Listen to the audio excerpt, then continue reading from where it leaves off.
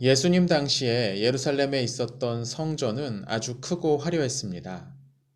어린 예수님을 죽이기 위해 베들레헴에 살았던 2살 이하의 어린아이들을 모두 죽이라고 명령했던 바로 그 헤롯이 건축을 시작했죠. 이두메족 출신이었던 그는 유대인들의 환심을 사기 위해 이 거대한 성전을 건축하기로 결정합니다. 얼마나 화려하게 지었는지 그 건축이 끝날 때까지 무려 80년이 넘게 걸렸다고 합니다.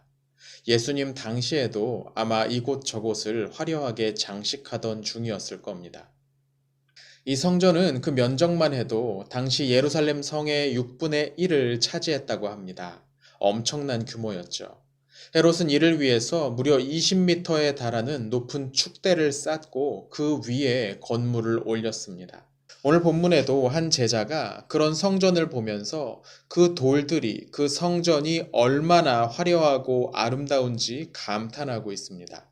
마치 오늘날 우리가 어딘가 여행을 갔을 때 그 관광지에 있는 멋진 건물을 볼 때처럼 반응했던 것이죠. 그런데 주님의 반응은 영 탐탁치 않아 보이십니다.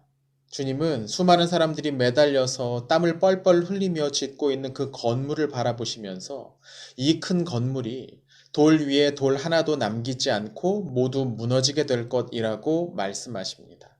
놀라운 말씀이지요. 성전은 벌써 수백 년 동안 이방인들의 지배를 받고 있던 유대인들에게 정신적인 구심점이었습니다. 유대인들은 성전을 지키기 위해서, 성전을 회복하기 위해서 수없이 싸워왔습니다. 이를 잘 아는 로마는 유대 지역을 지배하면서도 이 성전을 중요시하는 유대인들을 자극하지 않기 위해서 그 총독의 그 관저를 예루살렘이 아닌 해안가 가이사랴에 둘 정도였죠.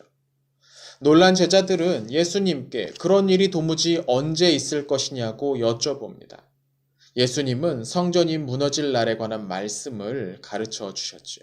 많은 분들이 여기에 나오는 그날의 징조에 관심을 두지만 사실 여기에 언급된 이야기는 70년경 로마에 의해 예루살렘이 파괴되었던 날을 가리키는 것 같습니다.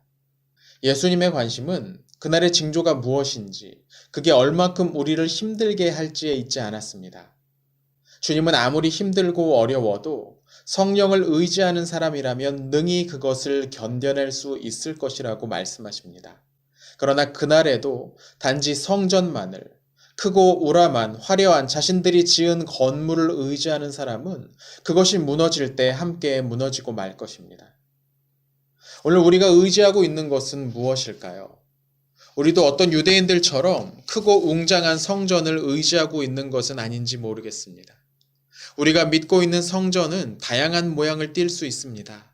안정된 직장일 수 있고, 남들이 부러워할 만한 집이나 자동차일 수도 있지요. 더 많은 돈을 의지하는 일이란 참 쉽게 빠져들 수 있는 유혹인 것 같습니다. 도움을 받을 만한 어떤 유력한 인물도 우리가 의지하는 성전이 될 수 있습니다.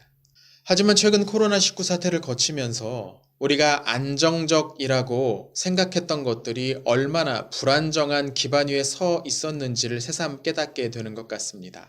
세계에서 가장 부유한 나라도 이 전염병을 어찌하지 못해서 벌벌 떨고 있습니다. 굴지의 대기업들도 주가가 폭락하기도 하고 자신은 안전하다고 여기던 사람들도 사실 그렇지 않음을 깨닫게 되었습니다. 20m가 넘는 높은 축대 위에 세워진 성전이 무너졌다면 그 어느 것도 무너지지 않을 리 없습니다. 위기의 순간 우리를 지키시는 분은 성령님이십니다. 오늘 우리를 지키시는 그분을 떠올리시면서 하루의 일들을 마주하셨으면 좋겠습니다. 오늘도 또 어떤 세상의 일들이 우리를 염려케 할지 모르지만 주님은 우리와 함께 하실 것입니다.